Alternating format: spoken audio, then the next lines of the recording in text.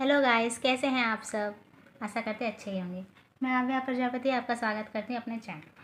तो जैसा कि आप सब ने देखा ही होगा थंबनेल पर कि आज मैं अपना एसएससी सीजीएल और एससीआई जेसीआई का टाइपिंग और डिस्क्रिप्टिव को लेकर अपना डेली रूटीन शेयर करने आई हूँ। मैंने हालांकि एसएससी सीजीएल लास्ट ईयर 2024 में भी दिया था, पर उसमें मेरा मेंस नहीं हो पाया। पर मेरे प्री में 152 मार्क्स आए थे। अगर आपको और भी देखने हैं तो मेरे चैनल के डिस्क्रिप्शन में देख सकते हैं मेरे कितने मार्क्स किस कौन कौन से पेपर में आए थे। तो अब मैं विदाउट एनी टाइम वेस्ट हम अपना स्टार्ट करते हैं। तो मैं अपना इंग्लिश को लेकर जैसे कि आपको पता है इंग्लिश हर एक एग्ज़ाम में बहुत इंपॉर्टेंट रोल प्ले करती है, चाहे वो बैंकिंग हो, चाहे या भी हम एससीआई जेसीए का देंगे उसका, या फिर एसएससी सीजीएल हो या कोई सा भी, उसमें इंग्लिश बहुत मेन रोल प्ले करती है। और जैसा कि मैंने खुद का देखा है कि मेरा जो सीजीएल था उसमें भी मेरी इंग्लिश में बाकी सबके 135 आउट ऑफ 135 आए थे, पर मेरे 116 ही रह गए थे। अगर वो मेरे ठीक अच्छे मार्क्स आते तो मे भी मेरा सिलेक्शन हो चुका होता।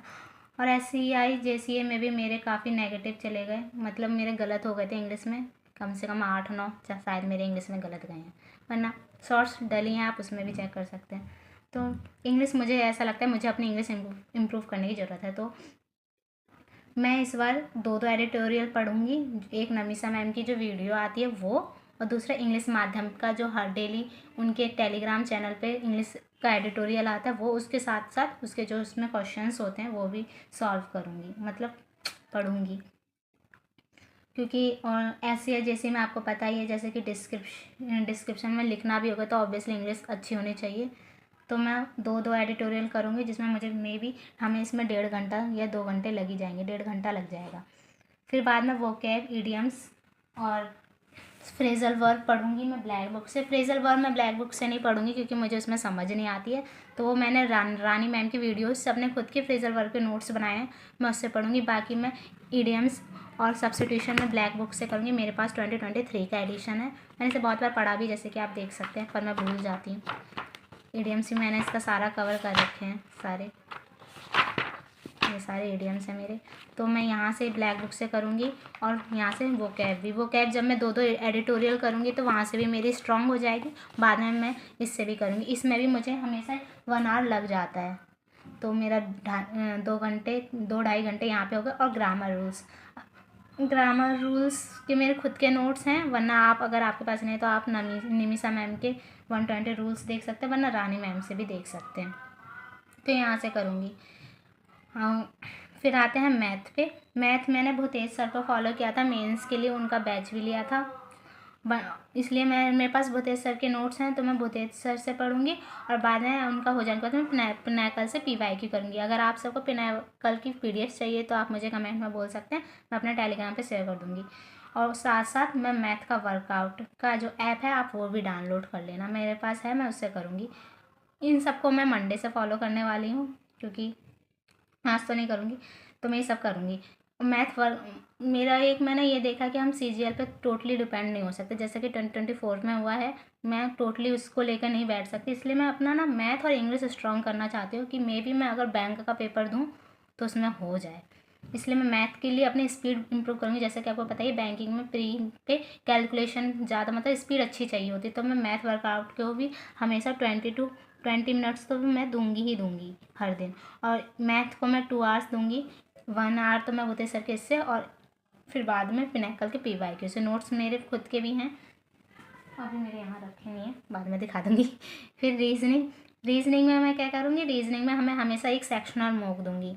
अगर आप सबको अपना वीडियो मतलब फ्री का बैच चाहिए तो आप मुझे कमेंट कर देना, मैं आपको उस टेलीग्राम का लिंक दे दूँगी, जिसमें क्या कहते हैं, आई थिंक हेमंत सर के सारे वो फ्री हैं, वीडियोज़ और PDF फ्री हैं। आप मुझे कमेंट में बोल देना, मैं उसका लिंक दे दूँगी। साथ ही साथ मुझे ये देने में आधा घंटा लगेगा मुश्किल से, तो मैं सेक्शनल मॉक देने के बाद 2 पज़ल डेली सॉल्व करूँगी, क्या कहते हैं, बैंकिंग के लिए, क्योंकि मैं सीरियल का कुछ पता वता नहीं है कि क्या होता है क्या नहीं, क्योंकि कभी कभार वो बोलते हैं लक बेस्ड है बिल्कुल ही, कि हम चाहे कितनी मेहनत कर ले, अगर हमारी किस्मत में नहीं होगा तो नहीं होगा। ये मैंने 2024 से सीखा है। तो मैं 2 पजल डेली करूँगी और क्रिटिकल रीजनिंग सबसे इम्पॉर्टेंट। मेरे मेंस में क्रिटिकल रीजनिंग से भी 2 गलत चले गए। 2 क्यों, जितनी क्रिटिकल रीजनिंग आई थी 2 से 3 मेरे वो सारे ही गलत चले गए थे। और मैंने जब SBI JEE का मेंस दिया उसमें भी 8 से 7 से 8 क्या कहते हैं क्रिटिकल रीजनिंग के ही क्वेश्चंस थे। तो मैं क्रिटिकल रीजनिंग वो सॉल्व क्रिटिकल रीजनिंग के 8 से 10 क्वेश्चंस मैं हमेशा देखूंगी। आप चाहें तो इसे बैंकिंग वाले संजय सर से देख सकते हैं, या फिर वो होते हैं हर्षल सर, उनसे अब किसी से भी देख सकते हैं, वरना आप मुझे बता देना कमेंट में, मैं PDF सेंड कर दूँगी। फिर GK में हर किसी को पता ही है, कुछ नया तो है नहीं। परमार सर की PYQ के मेरे पास PYQ के 3 वाली सीरीज़ के मैंने खुद से नोट्स, अपने हैंड रिटन नोट्स बनाए। मैं उसे पहले याद करती हूँ या रिवाइज़ करती हूँ, फिर बाद में मेरे पास खुद के ही हर एक सब्जेक्ट के नोट्स हैं। जैसे कि मैं अभी आपको दिखाती हूँ। ये मेरे पॉलिटी के नोट्स हैं। ये मेरे इकोनॉमिक्स के हैं। मैंने एक ही डायरी में सब कुछ बना रखे हैं। ये मेरे इकोनॉमिक्स के हैं। फिर आगे बढ़ते हैं। ये हैं मेरे ज्योग्राफी के नोट्स। यहाँ से ये मेरे ज्योग्राफी के नोट्स हैं। तो मैं पहले इसको रिवाइज़ करूँगी, फिर मैं PYQ जो परमार सर की है वो, उसके बाद ये सब हो जाने के बाद मैं PYQ जो पिनाकल की है उसे रिवाइज़ करती हूँ। ये मेरे ज्योग्राफी के हैं और ये मेरी मॉडर्न हिस्ट्री है। ये जैसे कि तो मैं पहले अपने नोट्स रिवाइज़ करती हूँ, उसके बाद मैं परमार सर की जो मेरे PYQ के नोट्स बना रखे हैं वो अलग रखे हैं वो, और फिर मैं बाद में पिनाकल का मेरे को टाइम मिलता है तो मैं पिनाकल के PYQ भी सॉल्व कर लेती हूँ। पर ये करने के बाद जैसे कि मैंने बताया, मैं इस वक्त बैंकिंग को भी एक साइड में, अगर मुझे टाइम मिलता है तो मैं वो सब करूँगी, अदरवाइज़ तो यही मेरा वही रहेगा प्रेफरेंस। तो मैं वीकली हर संडे जब मैं लाइव मॉक दूंगी RBE का या ऑलिव बोर्ड के, अगर मुझे तब टाइम मिलता है तो मैं वीकली एक वीडियो जो वीक की न्यूज़ करंट अफेयर्स होती है उसकी, वो भी परचम क्लासेस से देखूँ क्योंकि मुझे उन्हीं की समझ आती है। तो मैं वीक में, और जब 1 घंटा की तो होती है, 1-2-3 घंटे की होती है, 2 घंटे की मान लो, तो वो मैं वीक में एक बार देखे करूँगी जो आती है वीकली वाली। और फिर जब वीकली वाली हो जाएगी तो मंथली वाली 3 आवर की आती है, तो मैं उसे संडे को कर लिया करूँगी। क्योंकि होता है ना कि इस बार वो भी टेंडर भी चेंज हुआ SSC सीजल का, तो मैं ये नहीं कह रही कि करंट अफेयर करंट वाली ही आएगी, लेकिन अगर कोई और एग्ज़ाम देते तो उसमें सही रहता है। तो मैं इसे भी अगर मुझे टाइम मिलेगा तो मैं कर लिया करूँगी। ये मेरे टाइम पे डिपेंड करती है, क्योंकि मैं घर पे ही पढ़ती हूँ, मुझे घर का काम भी करना होता है, खाना पीना, तो फिर उसी अकॉर्डिंग मुझे टाइम मिलता है तो मैं ये करूँगी। फिर आते हैं डिस्क्रिप्टिव पे, जो कि जैसा कि मैंने बताया था SCGI का डिस्क्रिप्टिव। तो मैं इसके लिए ट्रिकी बैंकर करके एक टेलीग्राम चैनल है, मैं उसको फॉलो कर रही हूँ, आपको भी पता ही होगा मे बी। तो ट्रिकी बैंकर में उन्होंने क्या किया है, उन्होंने निमिषा मैम की डिस्क्रिप्टिव बुक शेयर की है, तो मैंने देखा उसके बारे में, उसमें मैं उसको फॉलो करूँगी और हमेशा 1 या 2 पैसेज लिखने की कोशिश करूँगी। जैसे कि अगर हम एडिटोरियल कर रहे हैं तो हमें पैसेज, एक तो हम एडिटोरियल से हमें क्या होगा, एक तो हमें जो करंट में जो चीज़ें हो रही हैं, करंट अफेयर भी साथ साथ उसके साथ सही होगी, इंग्लिश भी सही होगी। और दूसरा, अगर हमें पैसेज लिखना होगा ना तो उससे रिलेटेड जो करंट में क्या क्या हो रहा है हम उसको लेकर भी लिख पाएंगे, हमारा जो लिखने का पैटर्न है वो भी अच्छा होगा, ठीक होगा। तो अब मैं डिस्क्रिप्टिव का SCI JCA का डिस्क्रिप्टिव का पेपर कैसा आएगा, तो मैंने जब पेपर 2017 और 2022 का जब मैंने ओपन किया था तो उसमें क्या कैसे दे रखा, उसमें दोनों ही सेम पैटर्न था, डिस्क्रिप्टिव कोई चेंज नहीं था। तो मे भी 2025 में भी कोई चेंज ना हो, यही सब चीज़ें पूछेंगे। तो 4 से 5 पैराग्राफ का एक पैसेज दिया होता है, उसमें उस पैसेज में जितने क्वेश्चंस होते हैं वो 30 मार्क्स के होते हैं, जिसमें से 6 क्वेश्चंस दिए होते हैं जो कि हर एक क्वेश्चन 5 मार्क्स का है। जो 6th क्वेश्चन होता है इसमें वर्ड मीनिंग दे दी होती है, जैसे क्लोज, इतना क्लोज तो नहीं, मतलब एक वर्ड दे दिया होता है, उसमें ये बोला था पैराग्राफ में 1 में इसका सेम साइनो ढूंढ के बताइए। तो 6 क्वेश्चन ऐसा होता है, तो वो तो इजी है, बाकी हमें हर एक क्वेश्चन का 5 मार्क्स का एक आंसर लिखना होता है। फिर एक पैसेज दे दिया होता है जिसको समरी कह सकते हैं, प्रिसाइज करके लिखना होता है 150 वर्ड्स में, ये भी 30 मार्क्स का एक दिया होता है। 3 क्वेश्चन आते हैं डिस्क्रिप्टिव, 100 मार्क्स का डिस्क्रिप्टिव होता है। फिर 3rd क्वेश्चन क्या होता है, जिसमें 5 से 6 टॉपिक दे दिए होंगे, जैसे कि इन्वायरमेंट को लेके, टीचिंग को लेके, किसी के भी 6 टॉपिक दे दिए होंगे, उसमें से किसी एक टॉपिक पे हमें ऐसे लिखना होगा जो कि 600 वर्ड का, 600 वर्ड का होगा, अब उसके मार्क्स, और उसका कितना वो 40 मार्क्स का होगा। तो ये इस तरीके से डिस्क्रिप्टिव का पेपर आता है। तो मैं तो नमीसा मैम, बंसल मैम के डिस्क्रिप्टिव बुक को फॉलो करूँगी। और अरिहंत वाला, अगर आपको लगता है अरिहंत वाली, तो मैं उसको, वो ये हमें ट्रिकी बैंकर वाले टेलीग्राम चैनल पे ही हमें ये बुक मिल जाएगी। तो मैं इसे फॉलो करने वाली। इस बुक में क्या है, स्टार्टिंग में तो हमें पैसेज ऐसे वगैरह दे रखे होते हैं, और लास्ट में प्रिसाइज वाला कैसे प्रिसाइज करके लिखना होता है, तो वो है। तो सबसे पहले तो मैं 5-6 दिन तक लगातार एडिटोरियल पढ़ूंगी, उसके बाद मैं डिस्क्रिप्शन स्टार्ट करूँगी लिखना। 1 या 2 पैसेज में लिखा करूँगी डेली। और अगर आपको देखना है कि कहीं कोई ग्रामर में मिस्टेक तो नहीं है, जैसा, क्योंकि अब हमारा कोई, हमने लिख तो लिया लेकिन कोई चेक करने वाला नहीं कि हमने सही लिखा है गलत लिखा है, कोई ग्रामरली मिस्टेक तो नहीं है, तो ये ग्रामरली करके ऐप है, मैं उसको फॉलो करूँगी।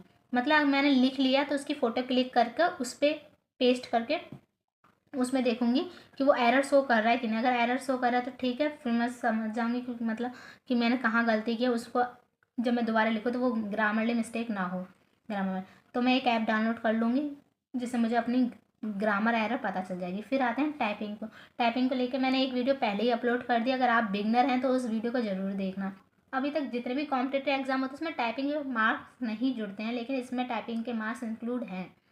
तो हमें अपनी टाइपिंग लेके चलनी है अच्छे, मतलब ठीक ठाक मार्क्स आ जाए हमें टाइपिंग में, मतलब 35-40 तक चलेगा, लेकिन हमें अपनी टाइपिंग इतनी भी इंक्रीज़ नहीं करनी कि हमारा एरर जो है 30% से क्रॉस हो जाए, 3% से, सॉरी।